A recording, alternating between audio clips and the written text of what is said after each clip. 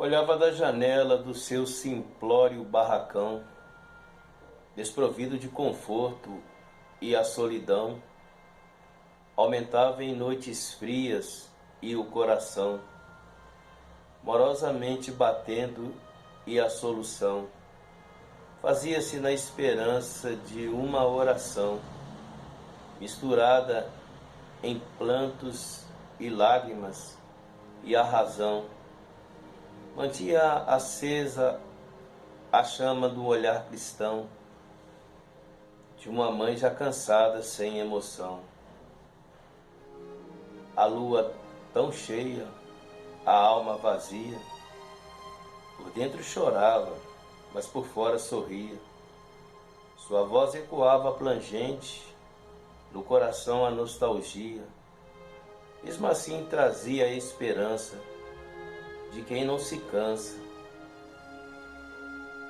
Seu Deus nunca falha, trará a bonança. E hoje é só lembrança do único filho, seguindo seu trilho, levando com ele da vida todo o brilho. Ele vai voltar, demore o tempo que for, custe o que custar. Ele vai voltar. Ah, filho rebelde, para todos um marginal, mas não importa, é seu filho, que saiu, bateu a porta, foi com sua vida toda torta, mas ficou aberta a porta, chamada coração de mãe, que viu seu único filho drogado, o estigma de um homem rotulado, a viver marginalizado, pelo mundo odiado. Tanto foi repudiado, que depois de cada surra voltava todo machucado para o simples barracão. Ó pedaço de mim, ó metade sem vida de mim, a parte que me faz chorar. Ó meu bom Deus, por onde andará? Quantos anos se passaram, quantas vezes os seus joelhos se dobraram, e os seus olhos marejaram, os seus lábios oraram, ao Senhor eles clamavam. Ouviu dizer que o mataram, a dúvida até veio, será que ele morreu na luz? Será que ele estava com Cristo Jesus? Não, isso não pode ser. No sonho ela o viu voltando, alegre sorrindo a lhe dizer: mamãe, eu amo você. E em cada oração que fazia, uma força bem dentro crescia, a força da fé lhe invadia. Jesus lhe dava alento e dizia: ele vai voltar. Era noite de Natal, a velha olhava da janela, já cansada de tanto esperar, trazia tristeza no olhar. Não adianta me iludir, ele não vai voltar. E da janela do seu simplório barracão, um soluço se fez em plangente canção. Pela primeira vez perdeu as esperanças e acreditou que foi tudo em vão. Mas de súbito uma voz veio de longe e ecoou como o cântico de um monge, fazendo seu coração tão forte bater. Seu filho corria de braços abertos: mamãe, eu amo você, por isso eu voltei. Mamãe, Jesus Cristo me salvou, a minha vida transformou. Eu vou tirar você deste lugar, ninguém nunca mais vai nos separar. Bendito seja esse Deus maravilhoso chamado Jesus Cristo. Pode uma mulher esquecer-se do filho que ainda mama, de modo que não se compadeça do filho do seu ventre? Mas ainda que esta se esquecesse, todavia jamais me esquecerei de ti. Esse é um texto do livro de Isaías, do capítulo 49, versículo 15, onde a voz de Deus fala através deste profeta. Paira sobre nossa atmosfera uma influência que germinou-se da indiferença contagiante desta cultura individualista, um tanto egocêntrica. Os efeitos colaterais são terrivelmente nocivos à filosofia moderna que oferece a tão pouco ou que favorece a tão poucos e preterem a tantos outros. Influência oriunda de sentimentos egocêntricos que se fortalece ao mesmo tempo em que solapou as estruturas dos menos favorecidos e que consequentemente acabou criando células malignas devido à falta de recurso social, cultural. E isto recrudesce as incongruências desta tão malfadada desigualdade social. Células que se multiplicaram nos becos das favelas das grandes metrópoles e, de certa forma, em um outro efeito colateral, acabaram contaminando aqueles que, pela lógica, até então pareciam incólumes devido à boa condição social.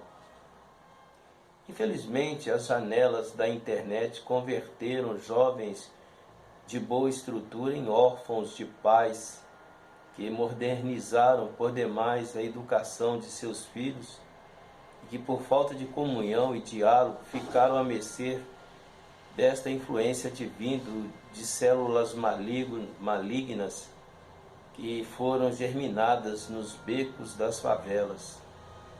Ao injetar grandes quantidades em dinheiro, no sentido de sustentarem seu vício, a classe alta indiretamente municiou estas células que se arregimentaram. Existe toda uma consciência coletiva que interliga nossos jovens, os colocando em extremo risco, e a maioria sente-se dona de um mundo preparado para eles e lhes chega de forma tão compatível em seus ideais alvissareiros. Infelizmente, faz parte do cotidiano deles o que outrora era motivo de tão grande temor. Mesas fartas de bebidas, um cigarro de maconha, uma carreira de pó, alguns comprimidos de êxtase. São utensílios corriqueiros em uma balada no fim de semana, assim como a indiferença de muitos pais, gerada na maioria das vezes pela impotência por causa de uma cultura que contaminou a tantos jovens que foram sugados e agora sugam os pais que sinceramente pagam por não terem dado uma disciplina prodigiosa aos seus filhos. Falo de uma cultura psicodélica profundamente progressista nos seus ideais. Infelizmente, esses jovens pagam por terem cruzado, esses pais acabam pagando por terem cruzado os braços enquanto esta sorte da cultura vinha sendo implantada de forma paulatina. Qual pai que sente prazer em ver o seu filho se drogando, se matando, matando ao próximo, matando a mãe ou a ele mesmo? Já não importa mais quem começou tudo isto, ou quando tudo isto começou, porém é imprescindível fazer parar, ou morrer tentando fazê-lo, relutantemente tentando aniquilar todo este mal que se instalou em nossa sociedade. Acredito que, começando a pensar mais no próximo, como se este fosse um parente íntimo da gente, já seria um bom começo. Ao passar em uma favela perto da minha casa, eu vi crianças tão alegres a brincar. Como será o amanhã delas? Isto depende de cada um de nós. Basta sermos menos egoístas, e nenhuma delas venderá drogas nas bocas de fumo para os nossos próprios filhos no futuro. É inegável que existem as fatalidades, onde pais definham-se em amargura, já que deram tanto carinho, tanto amor, além de uma boa educação, mas viram seus sonhos virarem pó, e como pó que fere as narinas destes mesmos filhos, corroendo o próprio coração, onde reporto-me a velha mãe citada no início desse vídeo, na poesia que eu recitei. Mas que tipo de poesia seria capaz de traduzir o sentimento que há no coração de uma verdadeira mãe? Aquela que ama o seu filho, indiferentemente do que ele seja. Sabe que ele é uma parte sua, uma dádiva de Deus, fruto do seu ventre. A mãe que ama o seu filho de verdade não concorda com suas atitudes, mas jamais o repudiará. Antes, esperará sempre que ele se reencontre, e quando o mesmo estiver em um caminho tortuoso, estará sempre com o seu coração aberto para acolhê-lo, tão somente porque é mãe. Não importa o que os outros digam, é o seu filho, e não o filho daqueles que execram, que julgam, que condenam. Não foram eles que o amamentaram quando este esteve doente?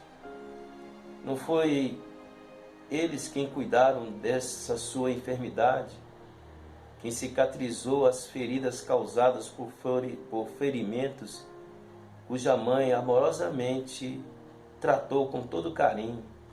Também não foram eles que cantaram uma canção de acalanto, enquanto via os olhinhos tão inocentes contemplarem a sua face? Mesmo que para muitos não valha a pena, a ela vale muito.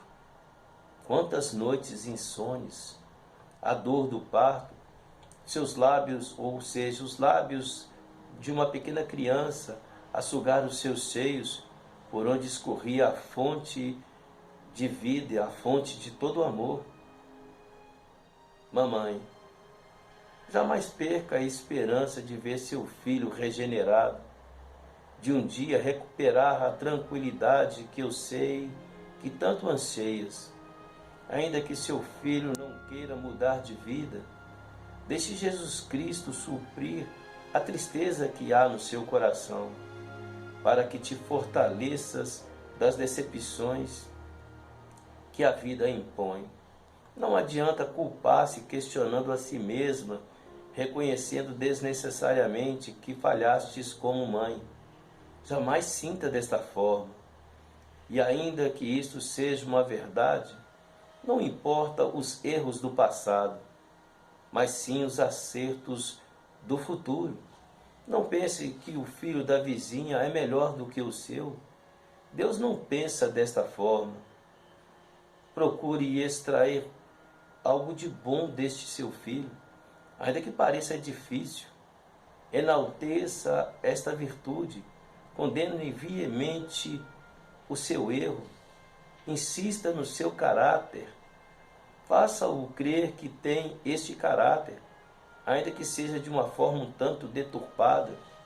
Dê a vocês dois mais uma chance, ainda que nenhum dos dois estejam desejando esta chance.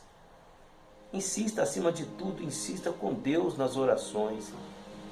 Alimente a sua fé, creia no impossível. Isto não é uma utopia. Quantas mães já venceram esta batalha? Para falar a verdade, eu nunca vi uma mãe que verdadeiramente fosse derrotada. Não aquela que ama com sinceridade. Ela vai até o fim, como fez a mulher cananeia.